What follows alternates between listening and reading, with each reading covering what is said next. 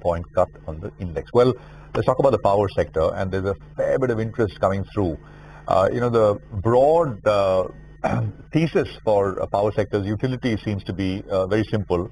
There has been no real big capacity build out, especially on the thermal side, for the last many years.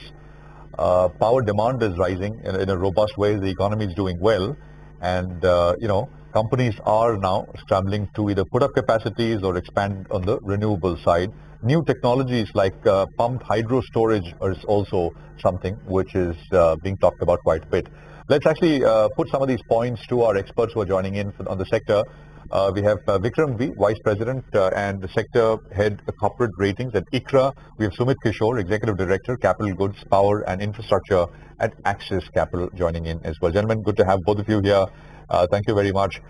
Sumit, is that the thesis I outlined? Would you concur with that? Very briefly, your thoughts, starting thoughts. Yeah, good morning, Prashant. Thanks for having me on the show. I think India's peak electricity demand made a fresh record high of 233 gigawatt earlier this week. Average electricity exchange prices as we speak are hovering around 9 rupees on an average for the day.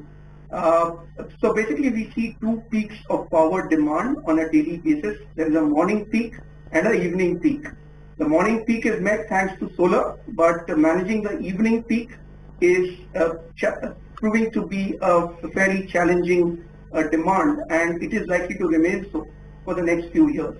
So there is a growing realization in the sector that intermittent renewable installed capacity alone could cross or come close to India's peak demand in the next 3 to 4 years, and to manage these grid intermittency issues that this may trigger, given that we have a thermal heavy generation mix in India, there is a very big push for hybrid wind solar as well as renewable electricity storage solutions.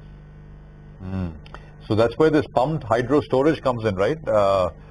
I've not new technology in the sector is you don't really come across it too often, right? It's so old, well-established space. Of course, renewables is new in that sense, but talk to us about this opportunity, this pumped hydro storage. Explain to us what it means, what it does, and what is the excitement about?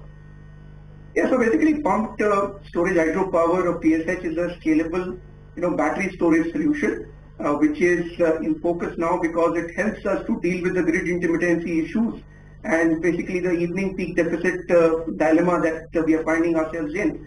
So basically pumped storage hydro is a configuration of two water reservoirs at different elevations that can generate power as water moves from the upper reservoir to the lower reservoir, passing through a turbine. This is the battery's discharge phase. Pumped storage hydro also requires you to pump water back into the upper reservoir, and that is the recharging of the battery.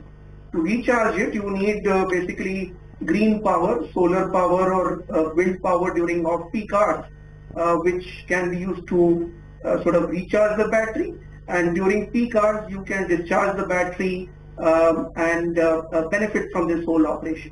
Obviously there is a 20% loss of overall power generation because it is inefficient to basically pump the water back into the upper reservoir, but that's still a more efficient battery cost-wise and longevity-wise as compared to say a lithium-ion battery energy storage solution.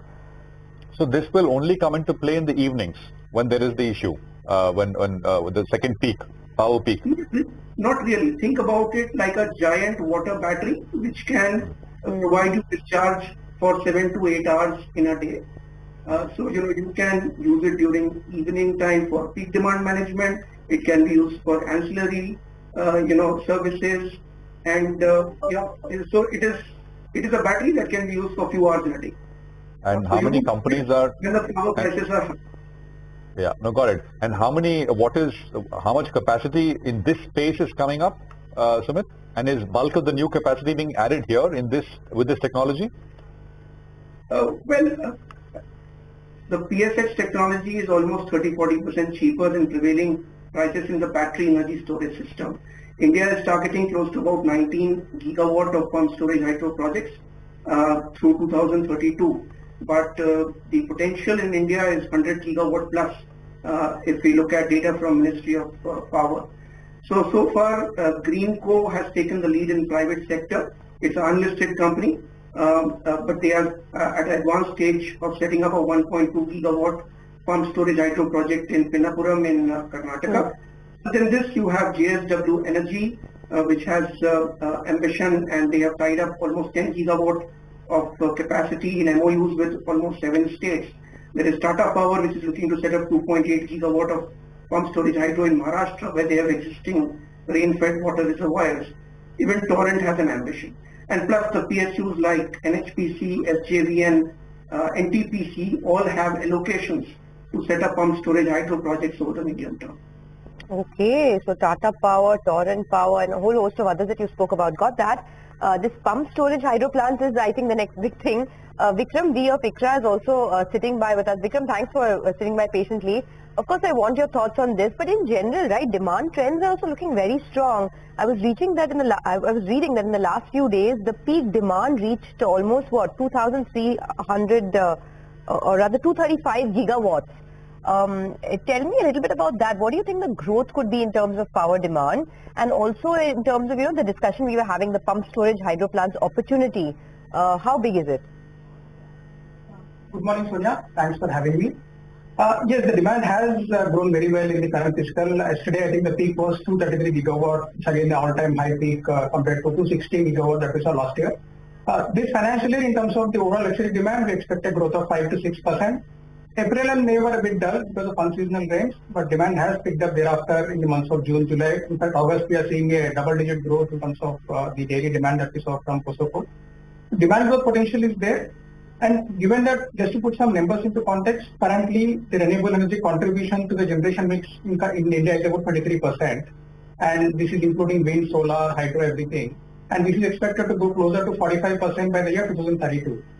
So as my colleague rightly pointed out, as the share of wind and solar goes up, solar happens during the day and wind happens during the evening hours, you may not be able to balance the supply with the demand.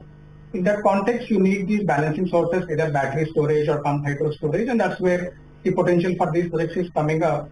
And that's where the National Electricity Plan notified by the government talks about building a 74 gigawatt storage capacity by the year 2032 with a mix of pumped hydro and battery storage projects. The battery storage target is about 47 and pumped hydro is about 27 gigawatt under the National Electricity Plan. This could change depending on the economics, cost economics for these two technologies. But pumped hydro is a proven technology. We've had pumped hydro projects for a number of years in the country as well, but the quantum was very small at about 3.3 gigawatt, which was operational. But now the government is talking about a much larger number to mitigate the risk associated with this intermittent nature of the wind and solar power generation, and to ensure that the grid is balanced and we don't face these challenges going forward as the share of renewables goes up. Sumit, so is this going to kick off another wave of investments and capital expenditure by utilities? And what does it mean? I mean, people are excited about this, although it's been around for some time, as Vikram also pointed out, because there is so much, the tie-ups, etc., plans, etc., being put out here. Almost like a secret sauce for re-rating of some of these stocks in terms of the power utilities. How would you look at it from a stock perspective? Yeah, Prashant, I'm very bullish on clean energy transition, as I've been sharing on your shows earlier. In fact, in terms of the top sectors where large investment announcements have been happening, the top 3 or 4 sectors include pump storage, hydro, semiconductors.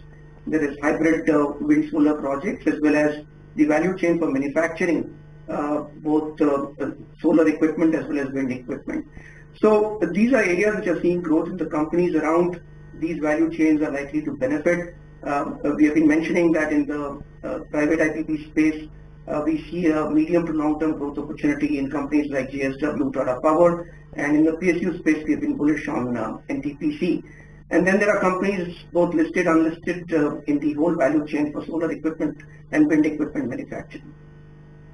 All right, gentlemen, it was a pleasure speaking with both of you. Thanks a lot for joining in and giving us a comprehensive view on the power sector and all that's been happening so far.